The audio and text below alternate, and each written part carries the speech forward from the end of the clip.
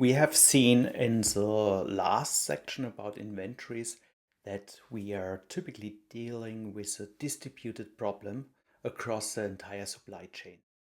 And one approach to solve this, at least from a mathematical point of view, is the so-called multi-echelon inventory.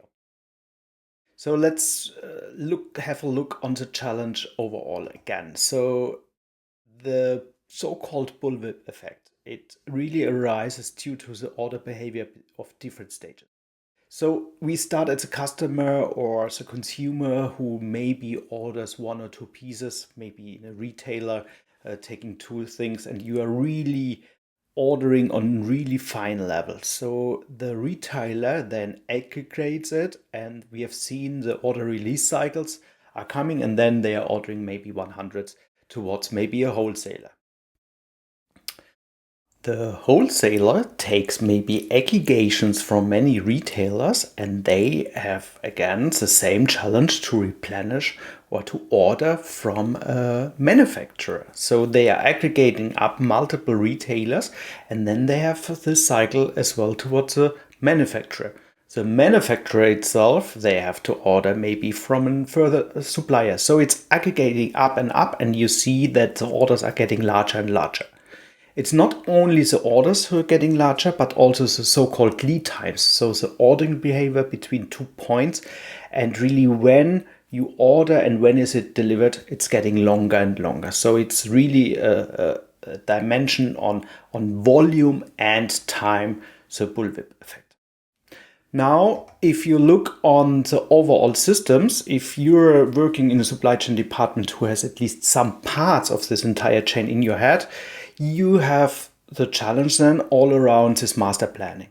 And here's really where the coordination starts between maybe the supplier, the production, the replenishment. And this is a part which you can really jointly optimize. And this is really the idea of so-called multi-echelon optimization. So the idea is really that you figure out the best way how to store, move, and keep track of all your inventories across an entire network. You can see it here as well in the picture. And the idea, at least from a mathematical point of view, is that you start with so-called echelons, and these are virtual aggregations of the individual stages from the vendor towards the final demand, or the other way around, so from the demand towards the vendor. And here you can really use highly sophisticated mathematics and systems. Here only one reference to a so-called deep reinforcement learning to come now to really more complicated techniques. Reinforcement learning is a technique where you iteratively are going really to learn the entire system. And there you can really learn a lot about your systems and how to parameterize. Don't underestimate the problem, because we have seen that the entire supply chain really depends on so many factors and so much uncertainty that it's really challenging to find a correct balance on each of these points. Before you start with this hardcore mathematics, really you have to think about also where to stock it. And if you speak to supply chain experts, they would not go with a mathematical, rigorous approach into this problem. They would go more with a process-centric approach, how to really to balance everything from the customer to the supplier. And one, you could say, philosophy, how to really place and protect your entire chain in between is the so-called demand-driven material requirements planning concept of the Demand-Driven Institute. This is the most famous picture there. And here's what I mentioned at the beginning. Step one is a position. Where do you really position your stock? They call it strategic decoupling. And this is really the point where you add up the different lead times, so the ordering lengths between the individual points, you add them up and calculate where to stock in your entire supply chain.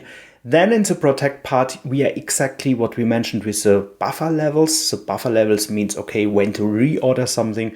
They invented a color technique, green, yellow, red. Red, of course, is bad. Green is where you want to act, or green you want to act, and yellow to watch out. Mathematically, the protect phase, you can transfer all kind of replenishment techniques from a mathematical point of view to a classical reorder point logic. That's absolutely no problem. Here in this approach, it's more about the entire philosophy, how to decouple the entire system and how to ensure that the demand of the customer is really the driving force. They even claim that they don't need any forecast, which is, of course, in the background nonsense, because the system still needs a parameterization level when they are triggered. The system is good. From a mathematical point of view, this technique just separates the positioning and the protecting really nicely. And with still, you can apply on top the multi-echelon optimization, because still you have to optimize your buffer levels across the different decoupled